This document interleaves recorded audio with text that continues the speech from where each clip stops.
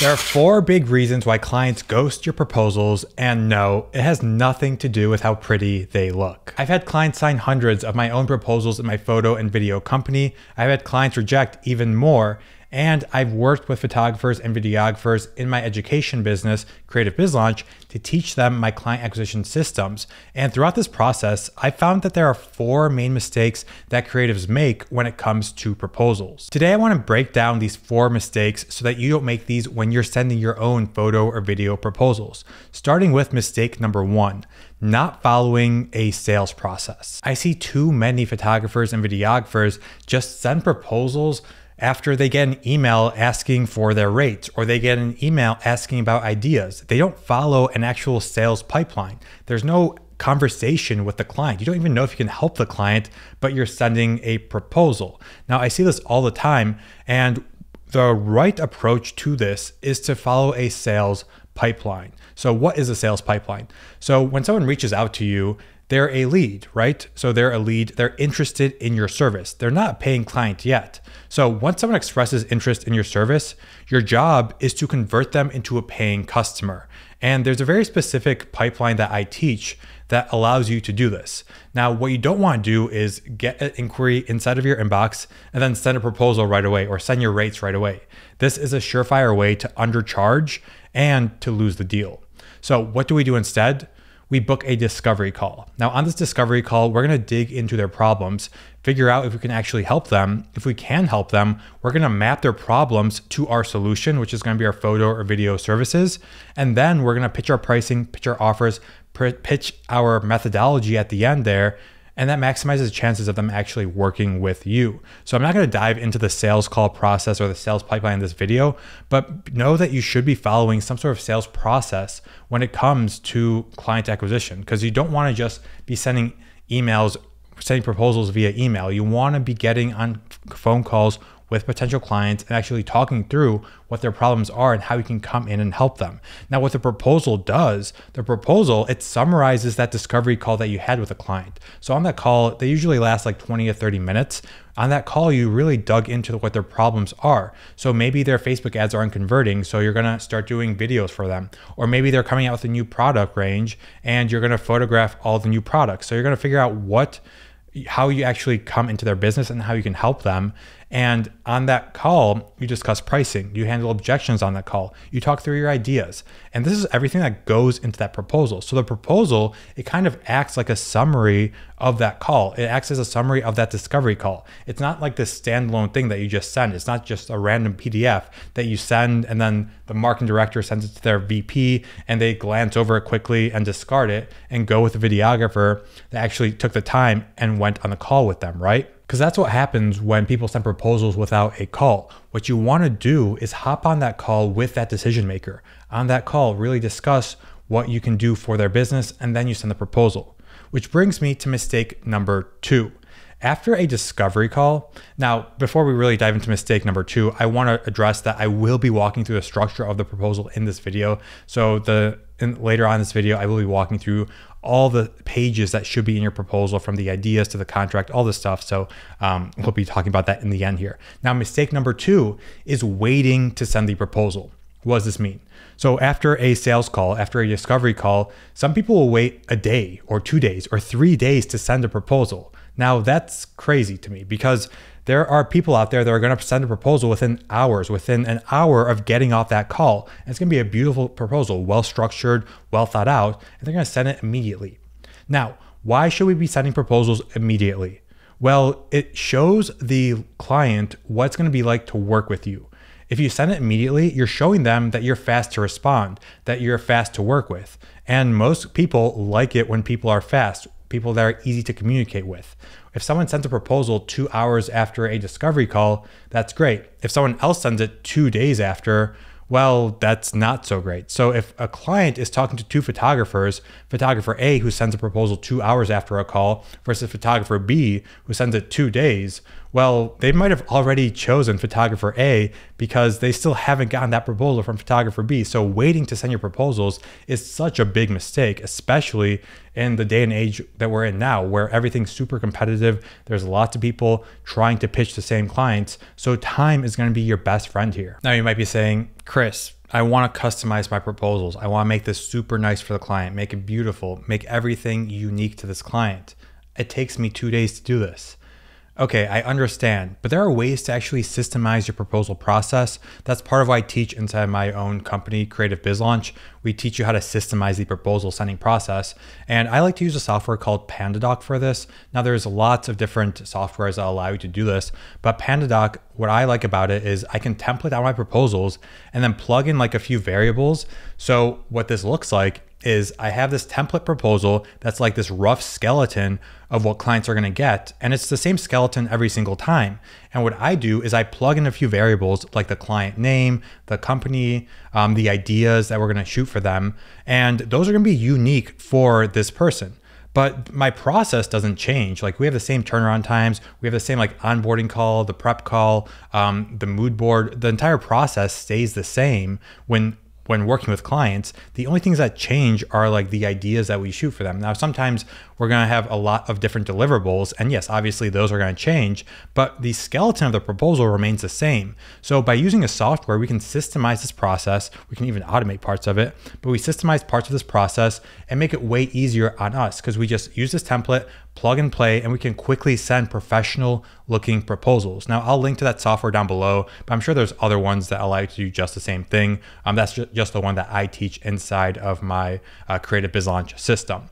Now, with proposals, the last thing that we have to keep in mind before we get into the actual structure is that we want to capitalize on that momentum off of that call. So after the call, the client's excited about the ideas. They want to work with you, right? So send that proposal out, use that momentum, and that's going to help you close the deal much better than someone who waits a long time. Okay, so let's get into the structure of proposals. What do we actually need to include in our proposals to ensure that they get signed, or at least maximize the chances of them getting signed? Because no proposal, no business is going to have a 100% proposal close rate. Now, if you're saying that you do, well, that means you're undercharging. So a good rate that you want for proposals getting signed is about 30 to 50%. And around that range, it means that you're charging enough and you're good at sales. So there's a few caveats to that. If you're bad at sales calls and you don't know how to have a sales process, then it's hard to have a close rate like that. If you're good at sales and you know a sales process, you follow a sales pipeline, and you want to be charging the maximum amount of money that you can, aim for a 30 to 50% close rate, and that's going to help you out. All right, so let's go through the proposal inside of PandaDoc here, starting with the cover page. So the cover page is going to be very simple here. What we have is content proposal at the top. We can see we can fill out the client company up here. We have our own company name. We show who it's prepared for. So client first name, client last name, client company, and then who it's presented by. So nothing fancy here. Not going to spend too much time on this. Do something simple and just have a cover page right there. What we have next is our About Us page and what really makes us unique. So here I've got a few portfolio pieces from my own company that are adjacent, that are similar to what company I'm going to be pitching for. So in this example, I'm pitching a coffee brand. So I'm including coffee product photos inside the proposal. Now, if this was for a video shoot, I would include the video assets up here. But this page just kind of showcases who I am. It has copy that's very similar to what my website has. And it helps the client understand like, hey, this is what it's like to work with us. This is why our process is unique. And this is what you can expect when working with my company. After that page, we have some ideas and solutions for this brand. So what we want to do is take those ideas that we talked about on the discovery call and put them in the proposal. Here, we're going to put those ideas in the proposal, get them in writing so we can present them to the person that we were speaking with. What's nice about proposals is people can also take that proposal that you sent them, and if they need approval from someone that's higher up, well, they can present the proposal to them rather than just sending an email with information for the discovery call. They can send the proposal to that higher up manager to get approval for your project. So here we've got the ideas and solutions. Next, we've got some case studies. So I like to include case studies in my proposals just so it kind of further builds my credibility with clients. Now, real quick, I teach you how to do this in depth inside my actual program. So if you want more info on proposals, check the link down below. But yeah, case studies really help you build up your credibility and increase the chances of these proposals getting signed. Next up, we have a portfolio. So this is for a coffee company, so I'm including images of other beverage brands I've done here, right? So nothing too crazy here, just pieces for my portfolio. You can do the same inside of your proposals. Next up, we have a timeline. So what does the process look like for working with you? So you know your process in your own company. So this is what I do inside my company, and I just include this timeline here so the client has a clear idea of what to expect when working with my business. Next up, we have the investment. So what are the package options here? So you're gonna include the package options in your proposal as well. So whatever you discussed on that sales call, on the discovery call, put them in here. This shouldn't come as a surprise to the client. They should have some idea of pricing based on what you talked about in that discovery call. If you don't know how to create packages like this, again, that's part of my full system, but I also have a free pricing training in the bio, in the description of this video. So you can grab that. It's a 30-minute video that teaches you kind of how to build out packages just like this.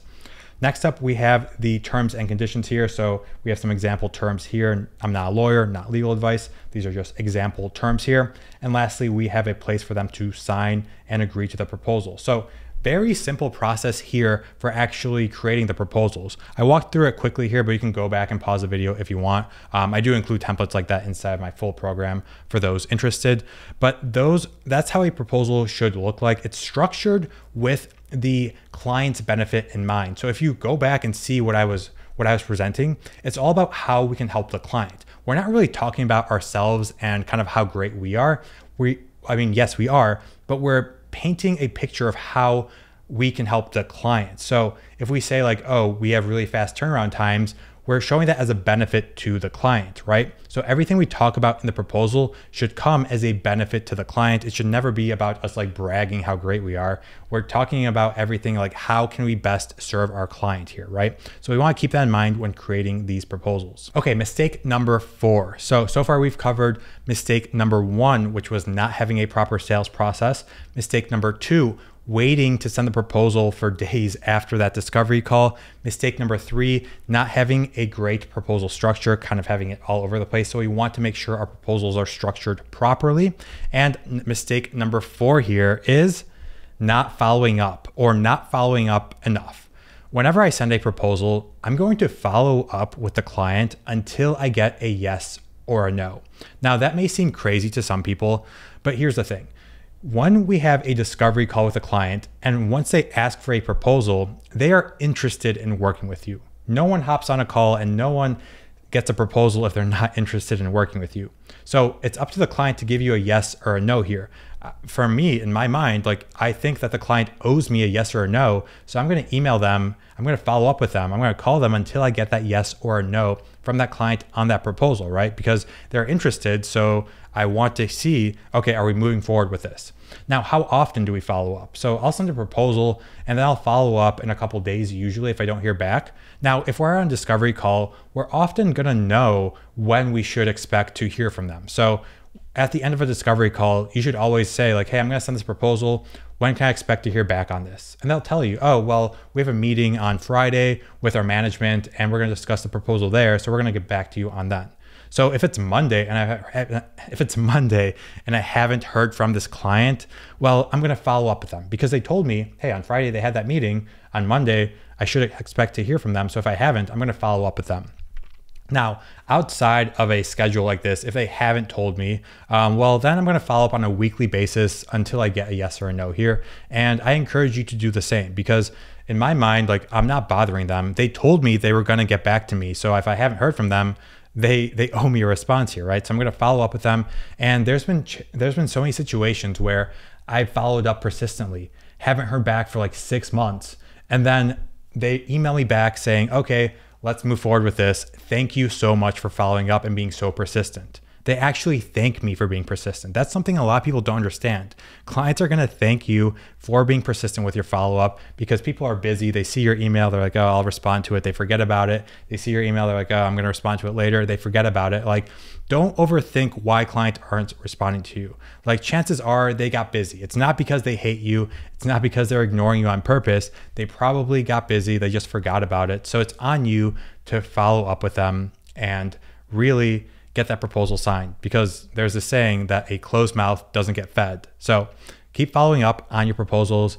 Make sure you're not making any of these 4 mistakes. If you need extra help, The bio has plenty of resources for you. My name is Chris Pieta. I'll see you in the next one.